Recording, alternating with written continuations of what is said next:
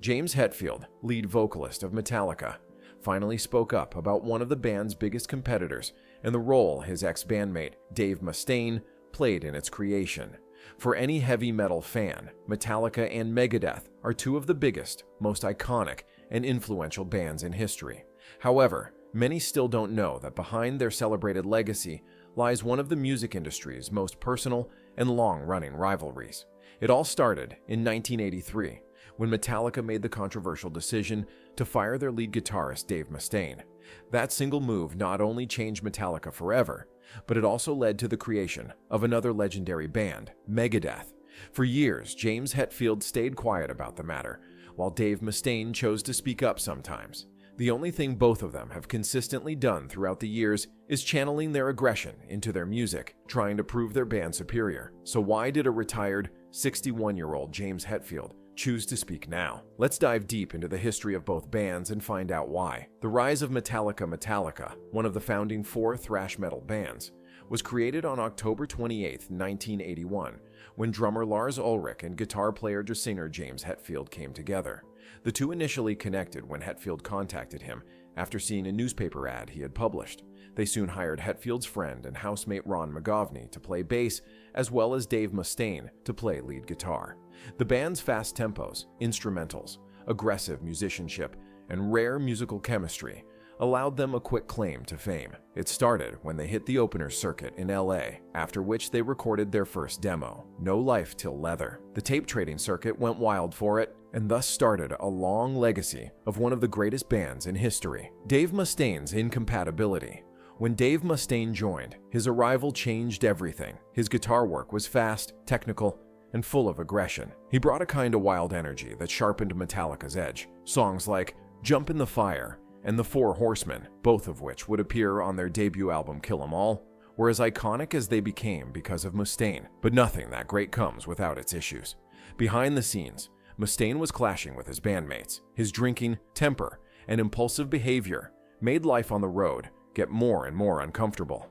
Even though the whole band partied, Dave's antics started to cross lines. We were all out of control back then, but Dave took it to another level. We definitely experienced a lot of cool stuff together that can never be changed and never be done again with the same innocence and virgin territory that we had covered. It's not going to work. We were a family kind of vibe, and if it wasn't, we didn't need anything screwing it up. So the first thing when we met Johnny Z was, "Hi, we're here. We want to get rid of our guitar player." Unexpected firing. Eventually, the reasons to keep Mustaine in the band seemed fewer as compared to the many reasons to kick him out. The tension kept building until it finally reached a breaking point. Right before they were set to record their debut album, Metallica put Mustaine on a bus back to California. Just like that, he was out. Naturally, Mustaine saw this as disloyalty, and the fallout was personal. "They kicked me out of my own goddamn band." Mustaine later described the experience as a betrayal that left him angry, hurt, and desperate to prove a point. That urgency became the fuel for Megadeth. It wasn't just about starting a new band, it was about redemption. It was about outplaying, outwriting, and outshining the band that cut him loose. Bittersweet beginnings. From the day the band was created, Megadeth had a mission, and it wasn't subtle. Mustaine reworked Metallica's famous song, The Four Horsemen, into mechanics, a blisteringly fast track meant to reclaim his original work. Metallica replaced him, betrayed him, and he was going to show them exactly what they lost: the brilliant guitarist and musical mind that was Dave Mustaine. After getting fired from Metallica, all I remember is that I wanted blood, theirs. I wanted to be faster and heavier than them. Meanwhile, Metallica moved on with Kirk Hammett on guitar. They released their first album, Kill 'Em All, in 1983, and it contained many of Mustaine's original riffs still intact. The album was beyond successful and earned Metallica recognition and love from many globally. The band became a force to be reckoned with in the emerging thrash metal scene. However, for Mustaine, their success was a constant reminder of what could have been, a wound that refused to heal. Throughout the 80s, the rivalry between Metallica and Megadeth wasn't just speculation, it was front and center. Mustaine openly admitted that his songwriting during Megadeth's early years was fueled by the desire to one-up Metallica. "Every note I wrote," he once said, "I was trying to show them what they gave up." In 1985, Megadeth's debut "Killing is my business, and business is good," set the tone. The music was faster, angrier, and far more technical than much of what Metallica was doing at the time. It was a deliberate contrast and a clear attempt to best them. Still, while Megadeth was building its identity, Metallica was making history. They released album after album, getting more exposure, more recognition, more maturity. In 1984, they released Ride the Lightning, and in 1986, they released Master of Puppets. And with each step forward, Mustaine's frustration deepened, especially as elements of his earlier contributions remained embedded in Metallica's music. Two sides of the rivalry. Though Mustaine's fire was inextinguishable, the feud was not one-sided. James Hetfield was quiet on the outside, but inside, he was plotting. While Mustaine tried to create something big, Hetfield wanted to build something bigger. Over time, the rivalry took on a life of its own. It wasn't just about the music anymore. It was about identity, about who won. Fans picked sides. Some preferred Metallica's evolving, more accessible sound, while others admired Megadeth's technical ferocity and refusal to compromise. For Hetfield, the rivalry and bitterness was something he rarely addressed. But in quieter moments, he acknowledged the tension and admitted the situation was something that was always there, always lingering. Even when Metallica reached the top, that unresolved chapter from their early days never fully closed. Mustaine, on the other hand, made sure it stayed in the spotlight. He was vocal in interviews, often criticizing Metallica's musical direction, especially after the Black Album in 1991 shifted them toward a more mainstream sound. To some fans, that album marked a sellout. To others, it marked Metallica's global domination. For Mustaine, it was complicated. The band that let him go had become the biggest metal band on the planet. But underneath all the headlines and public jabs was something a lot more vulnerable, a sense of loss that went deeper than pride, which became clear in 2001, when Mustaine and Ulrich sat down for an interview. In it, Mustaine told Ulrich, "I watched people around the world say what a great guitar player Kirk is." He added, "They talked about how I got kicked out of Metallica. I wasn't good enough for them, and that I was a loser. And I've had to deal with that for almost 20 years. It was a dreadful experience."